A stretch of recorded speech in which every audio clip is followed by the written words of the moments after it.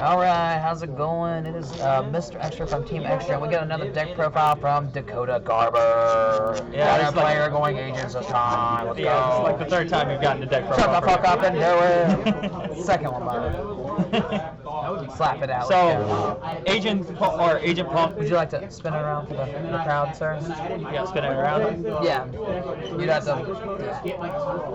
So, There you go. we play 3 of the Sacred Waters. Obviously, it's Rhoda for the agent cards. Adds every agent in every agent in every Hyperion card except for Venus and the mystical Shine Balls, obviously.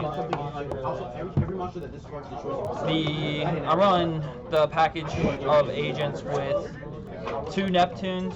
I run 3 of Earth. Why 2 Neptunes, not 3? Because you've got so many ways to get access to the Neptune. So like Earth, you've got access to Neptune through Earth. You got access to Neptune with the Sacred Waters. You can search it off so much that it's not even worth just running running any more than 2 of them. Okay. Obviously, we play the 3 of Venus, best recruiter in the deck. You're running Psychic and Punisher in the extra deck, so like that extra point or the life points are just for cost is just like going to keep you alive. Very scary. You run the 3 Shine Balls, obviously. I mean, if you're playing Venus, you're playing the Shine Balls. It doesn't matter. You don't play Venus and don't play Shine Balls. So, do you play Venus of Destruction? Venus of Destruction, I do not. In a pure agent build, I probably would, but in this build, I do not because it's just mainly as an extender more so than an action. I just remember it cycles Shine Balls from the grave. Yeah, I cycle Shine Balls from Sight Grave and Banishment. Okay. The only way that I would run it is if I ran a 1-of and I would dump it off the Master player, but there's too many resources for all that. I run 1 of the Majesty Master Hyperions and 1 of the Majesty. Obviously, your 2 big boys, you only want to run 1 of each of them because you're either searching them out or you're not really using them. And if you open them, it's not that bad. You just banish one from hand, and then you proceed to make Master Flare if you could. So that's it for the agent package. For the punk package, we play triple E-Telly, obviously. If you're not playing E-Telly with agents, I mean, I don't know what you're doing with your life. You play 3 of the Z-Admin. Obviously, if you're running this package at all, you're running 3 of the recruiter. Z-Admin's the best recruiter for this for the punk engine. It's always going to be the best recruiter for the engine. You play the 1 of Sarkusa, which I'm thinking about cutting because I'm no longer running the fusion in the extra deck. I no longer have a spot for it, so I'm probably going to cut the Sarkusa because I don't have a whole lot of gain off of it. He's only there for carve. Yeah, and I don't even have the card. I don't even run the card anymore. 1 of the Deer Note, obviously for recursion, revival, all that other happy stuff. We have the 1 of Ogre Dance for the discard search, obviously, and 2 of the Foxy Tunes for the discard 2 special summon. Surprised you're not doing 2 and 2. I was thinking about bumping up Ogre Dance to 2, but I don't know. Try it. I might. I run 2 and 2, and I see it pretty often, which is nice. So the last package we run for the deck, we run the 1 of Light Stage and a 1 of Corbane, because obviously 3 bodies on the board equals 3 bodies on the board. She's also a Light Fairy, which means you can banish her with Master Flare, Majesty, and Master Hyperion.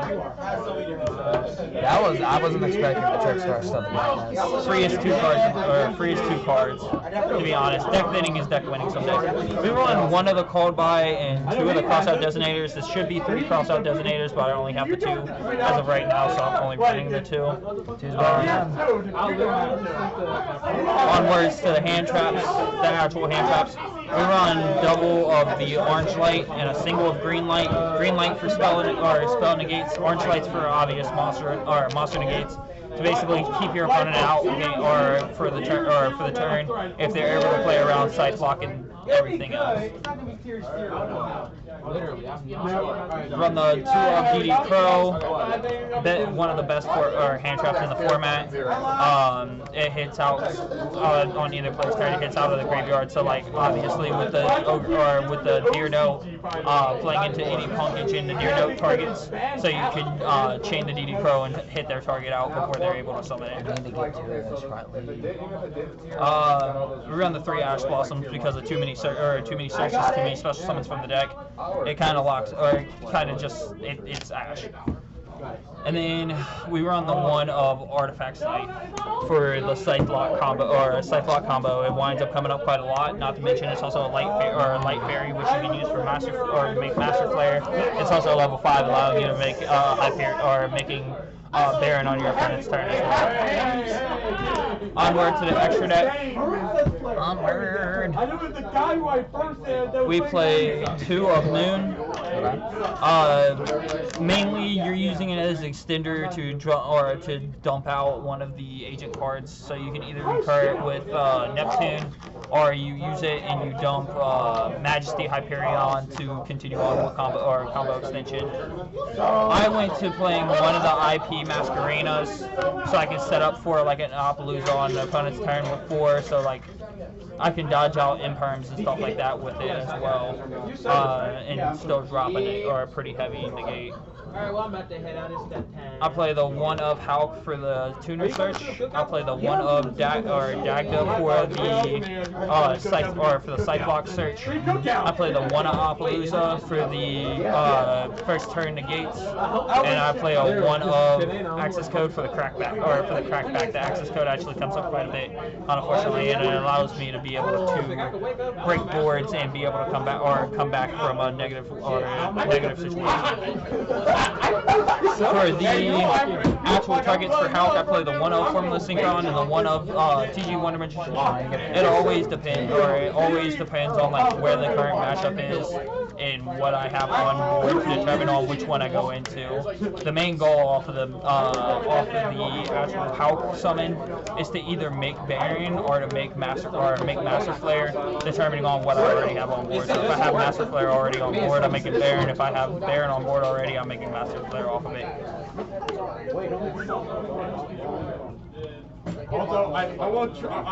We obviously run the 1 of Chaos Ruler. We have every card in our main deck is either Life Dart or Earth, or we just benefit from it being in the graveyard, so it doesn't really matter too much as far as it goes. It's pretty gross. Yeah. For the level 10 Synchro package, we run the 1 of Master Flare Hyperion and the 1 of Baron. Baron obviously for the negate and the pop on your turn if it comes down to it, and the Master Flare Hyperion on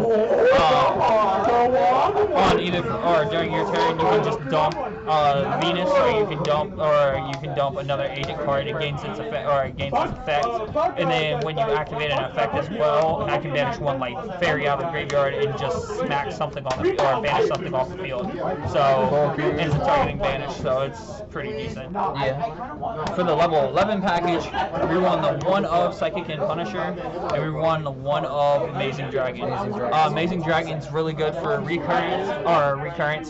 So when you summon him, even if you summon him on an opponent's turn, you still can get the effect to target level 3s in the graveyard and start spinning back.